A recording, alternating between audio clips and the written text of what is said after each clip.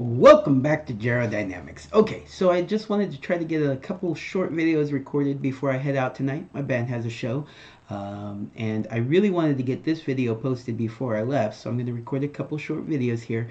I need to get this video recorded because Elimination Chamber, while it is tomorrow, is actually in Australia, so it will be posting or it will be showing at about 2 a.m. my time on Pacific time. So I think 2 a.m. my time is the start time for the show, and so I wouldn't be able to get a video posted before the results are known, unless I did it right now. And there's a good possibility I'm just gonna, after my show tonight, I'm gonna go to bed, wake up, watch the wrestling event, see how I did. But hey, you know what? I'm gonna be out kind of late because the band's playing the show, and so maybe when I get back, depending on how I'm feeling, what time it is, I may just watch the show then. Either way, can't get a video posted. This is gonna be a short one. Let's just go over what I'm predicting to be the results. It is only 5 matches as far as I can tell. 5 matches are happening at the show, and it's a pretty straightforward, cut and dry show. They may try to throw a couple surprises at us, but honestly, I think it's going to be mostly just like what you expect to get, you get. So let's see if that's the way it works out. I'm not going to throw any twists into my predictions, so we'll see how I do in the wrestling league. I'm just gonna do this one straight down the middle. All right, so let's take a look at it. It looks like it recently added was the women's tag team title match between the Kabuki Warriors and Indy Hartwell and Candice LeRae. I am assuming that was set up on SmackDown, which doesn't show until later tonight, but they recorded it last week. And so I would imagine they set up this match to be added to the show. So I won't be watching SmackDown before the show either. But yeah, I would imagine that's where that got set up, because otherwise I don't. Other than the fact that I think Indy Hartwell is from Australia, so that's probably why they tried to get her on the show. And as far as twists go, I'm still hoping that Bronson Reed gets to be able to be on the show somehow. He's also from Australia. I'd like to see that. But Waller. Why am I forgetting his first name? Anyways, Waller is from Australia also, and it doesn't look like he's wrestling a match. It looks like he's just going to be doing his talk show segment, I think, with Cody Rhodes and Seth Rollins. So that should be interesting. I'm assuming Austin Theory will be a part of that as well. Maybe they'll get into physicality, and maybe they'll have a match. We shall see. Well, no, because Seth Rollins can't wrestle yet, so it wouldn't be a tag team match. But we'll see what happens. Okay.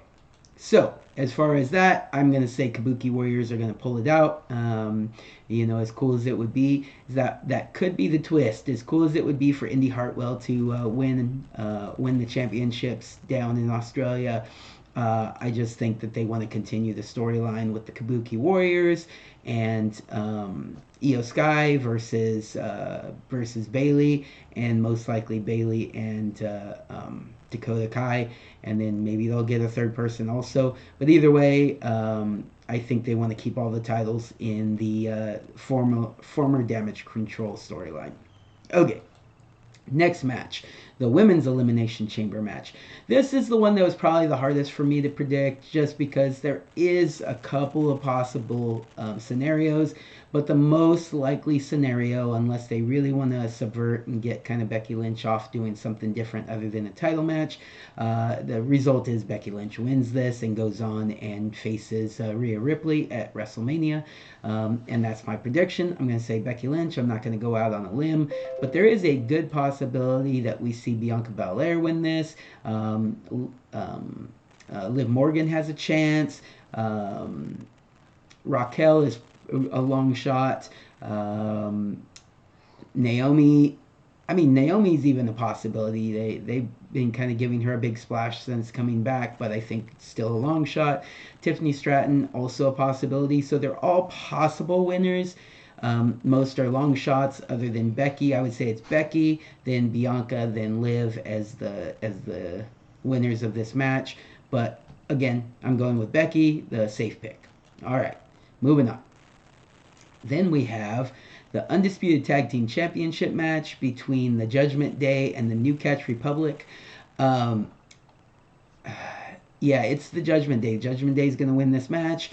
I don't I don't quite understand why they did this build, and maybe New Catch Republic, Pete Dunne and Tyler Bate turn on each other, or Pete Dunne turns on Tyler Bate, and that's part of the storyline, so they can have a program moving forward, because it would be a great program, because Pete Dunne versus Tyler Bate is amazing.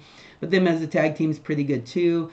But the New Catch Republic is kind of throwing me off, because one, it's a new name. Why would you give them a new name if you're just going to break up the tag team immediately? But it is a bad name. It's not great. I think there's even like an NXT team that has Catch in their name also, and so it's like, it's kind of seems like, I don't know. I get it. Catch Can Wrestling, yeah, I get it, but it just, I don't know, as part of the team name, I don't really like it. Anyways, Judgment Day wins. They go on to WrestleMania to defend their titles, probably against R-Truth and The Miz. That's probably what's happening. All right, let's go ahead and jump to, because I'm actually going to make a secondary prediction here. Let's jump to the Men's Elimination Chamber match. Tongue-tied here. The Men's Elimination Chamber match. It's almost assuredly going to be Drew McIntyre, unless they want to really kind of throw us for a loop. They could throw us for a loop by having it be LA Knight. I guess technically it could be Randy Orton or Bobby Lashley or Kevin Owens or Logan Paul, but it's not going to be any of those guys. It's going to be Drew McIntyre, and then with a slight nod to it possibly being LA Knight, which would be cool. But I really see LA Knight more in like a mid-card title match at WrestleMania, probably against Logan Paul, but possibly against Gunther. I mean, you could see it happen, but. Yeah, I'm gonna say that it's probably going to be Drew McIntyre is my pick, and we'll set up the match between LA Knight and Logan Paul in this probably some way somehow. All right, my other secondary prediction: the main event will be Rhea Ripley versus Nia Jax. I think that's a pretty safe assumption. Rhea Ripley is the big star from Australia. And so, yeah, I'm going to go ahead and say Rhea Ripley's winning this. There's almost zero chance of Nia Jax winning this. The only thing that I could see them do is have it not be a finish, not be like a clean finish, or Nia Jax loses because of some wonky thing, and then she gets added to the WrestleMania match also. But I don't think that's going to happen. I think Rhea Ripley's going to beat her clean, looking strong, going into WrestleMania, probably versus Becky Lynch. We shall see. And closing out the show with a big win for Rhea Ripley in the Elimination Chamber main event in Australia.